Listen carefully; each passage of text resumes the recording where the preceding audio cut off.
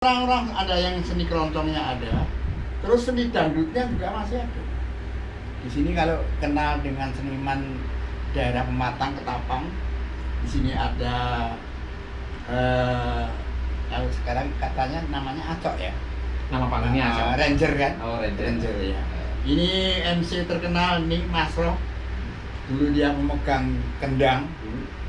Jadi kalau habis langgam kembali ke kendang. Jawa itu nek dolan sing adoh le. Oh iya. Nek golek kanca sing akeh. Iya. Karena dengan kita bertandang tempat yang lain, kita akan bisa mengukur ora sombong. Oh iya. Barusan kita menikmati irama Jaran Kepang, aslinya Lampung, ya aslinya Lampung, artinya milik Lampung. Anak-anak Lampung yang mainkan, generasi-generasi milenial yang mau mencoba mengikuti tradisi Jawa gitu ya. Kembali lagi ke Raden Suprijadi. Kita akan mengomongin ekspresi orang berkesenian. Bahwa setiap orang itu harus berekspresi. Bagaimana sih kita ngomong, karena saya yakin bahwa beliau ini adalah bukan hanya seorang seniman, tapi seorang budayawan. Jadi kita akan mengupas pandangan orang Jawa sebagai budayawan Jawa terhadap kesenian itu seperti apa? Monggo. Terima kasih. Jadi beban berat seorang budayawan atau berkesenian itu tidak hanya sisi pementasan, tapi juga di situ dicerminkan bahwa kita berbudaya dari mulai kita itu mempersiapkan dari mental, dari skill, terus yang paling berat itu dalam berkreasi, berpakaian. Karena seni yang udah mapan, udah jadi, itu nggak mungkin kesana datang kalau tidak diundang. Pertama ya. Iya. Setelah kita diundang, itu percaya sekali orang itu bahwa yang diundang itu tidak salah, tidak membuat beliau itu kecewa. Berarti dia itu mengundang kita itu tentunya itu dia pengen seneng, bukan pengen senep. Oh iya. Iya, iya, karena banyak yang mau seneng tapi berujung dengan senep. Nah, senep hati ya, jengkel kan gitu. Kemudian selain kita itu dalam penampilan, karena seniman itu kalau mau ada mapan itu datang itu diundang, begitu datang itu ditempatkan yang sudah datang monggo. Yang paling istimewa. Nah, sudah disiapkan tempat, terus di situ juga nanti disiapkan tempat panggungnya, disuguhi ya loh. Jadi terus di situ suruh seneng-seneng. Habis seneng-seneng, sudah kenyang seneng-seneng pulang dikasih sangu. Iya. Tapi ingat, jangan sampai sebagai seniman kok pakaiannya kalah dengan yang kondangan. Iya. Kondangan aja pakaiannya bagus, yang mentas pakai kaos oblong, celana lepis sobek-sobek. Itu yang saya paling tidak kok seperti itu. Begini, saya membantu menyimpulkan dari apa yang beliau katakan, bahwa pandangan sebagai seorang seniman di kultur masyarakat Jawa adalah jika dia diundang sebagai seniman untuk tampil di tempat yang sudah ditentukan, entah itu hajatan atau resepsi lain, dia membawa kewibawaan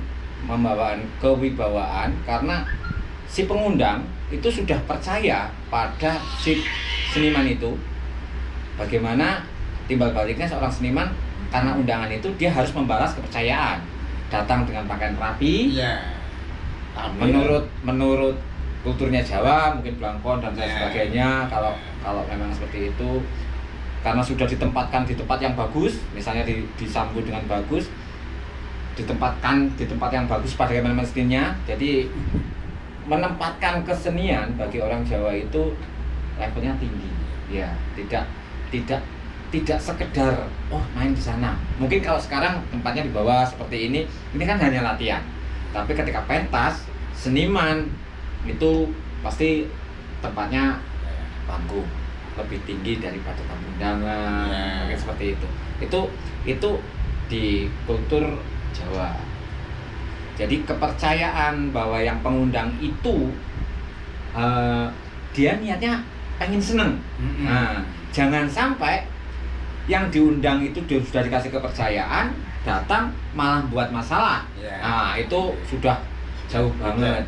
Sudah dipercaya karena tak harus bayar dadek bengek, ternyata malah datangnya senep. Nah, itu tadi itu yang harus dijaga sebagai seorang seniman menurut kultur Jawa. Tadi beliau juga sudah mengatakan bahwa bukan hanya soal pertunjukan, tetapi seluruh tingkah laku. Kan tadi seluruh tingkah laku orang Jawa itu juga tercerminkan dalam kesenian. Pak Supriyadi tadi menceritakan bagaimana beliau membangun dari musik yang ada sekitar, beralih ke campursari. Tentunya beliau tidak sendiri. Ya, di sini juga ada foto rekan-rekan awal beliau membentuk sebuah kelompok. Monggo diceritakan, Pak. Beralihnya dari seni modern kita pindah ke seni campursari. Ini teman-teman saya, ya, teman-teman saya di sini masih bergabung antara seni kerawitan, ya, ini orang-orang kerawitan. Di belakang ini orang-orang ada yang seni keroncongnya ada, terus seni dangdutnya juga masih ada. Di sini kalau kenal dengan seniman daerah Pematang, Ketapang, di sini ada kalau sekarang katanya namanya Acok, ya. Nama panggungnya Acok. Ranger kan? Oh, Ranger ya. Ini MC terkenal nih, Mas Roh. Dulu dia memegang kendang. Jadi kalau habis langgam kembali ke kendang, ke dangdut. Ya. Nah, ini dia bermain ya. Di sini ada juga Mas Latif, ya, pemain keroncong. Mas Dayat dari ini Belanga nih. Orang-orang Belanga. Ya, dari antara Belanga. Ini sekarang menjadi pendang koplo yang ini Meslam nih. Ini juga pemain saya. Jadi sini ini perannya macam-macam. Ini si Meslam ini dulu tukang manggul salon. Ya. Terus dia rajin latihan. Sekarang sudah bisa mengoperasikan sound yang besar. Korbannya ya soundku dulu, pecah piro, kebakar piro. Nah, ini sih latihannya. Ini samping ini juga termasuk ini. Dia menjadi operator sound di kapal. Kapal yang AC itu yang bagus itu, ya. Ya. Nah, jadi sekarang ini istilahnya kami mengalihkan dari seni modern menjadi seni tradisi. Ini dari sini. Oh iya. Oke, kita tadi sudah mengenal bahwa beliau tidak sendiri. Beliau berkelompok mengenalkan musik, bukan musik ya, kesenian tradisi, mengembangkan, bukan hanya mengenalkan tapi mengembangkan. Dan teman-teman beliau juga ternyata masih eksis walaupun secara grup sudah punya bendera masing-masing. Sudah punya, dengan grup awal itu sudah tidak, tapi mereka tetap eksis di dunia kesenian. Artinya, tapi kalau sekarang yang jelas sudah beralih ke seni tradisi. Apalagi sudah ditambah dengan anak saya sebagai dia bisa laksana wayang. Oke, kita sudah ngobrol banyak tuh. Sudah ngobrolin masa lalu, sudah ngobrolin keluarga, sudah ngobrolin apa sih teknik dan sebagainya tadi. Nah, sekarang sudah mendekati ujung. Tapi buat kesimpulan ya, kita tidak berani menyimpulkan, tetapi kita ngomong harapan.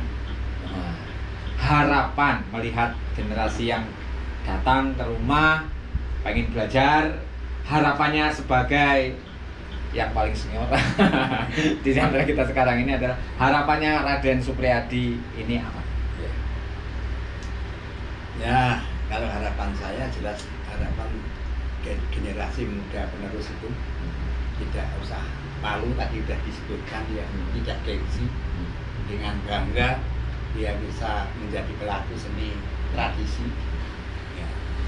Terus ya saya berpesan, ibarat kalau orang Jawa itu nek dolan sing adole, Oh iya.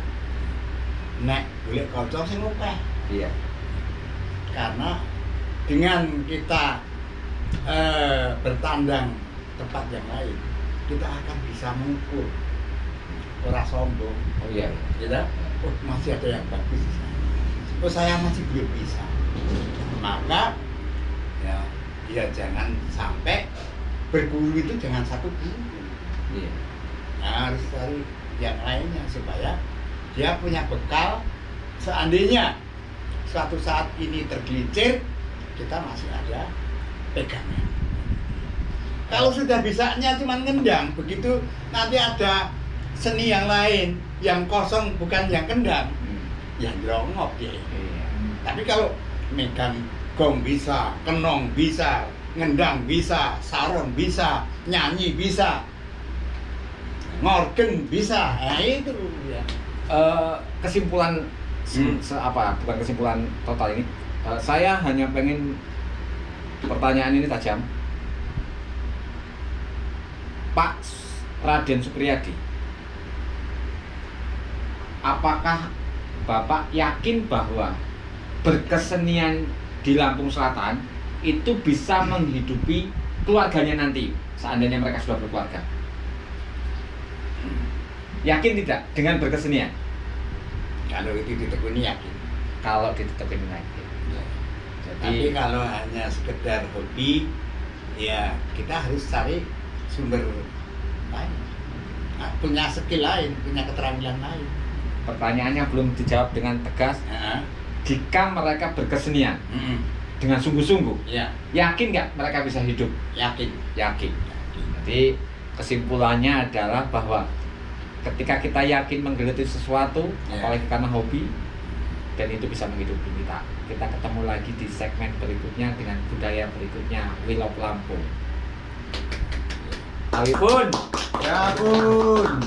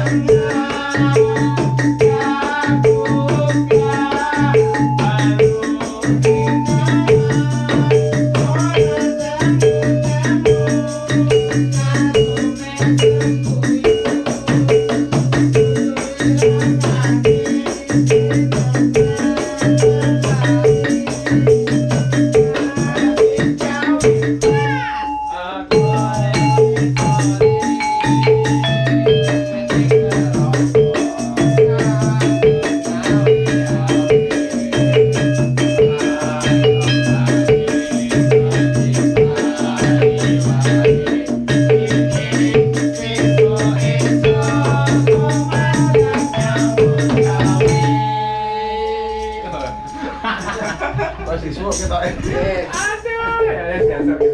Ya. Ya, bisa gimana? Ada kayak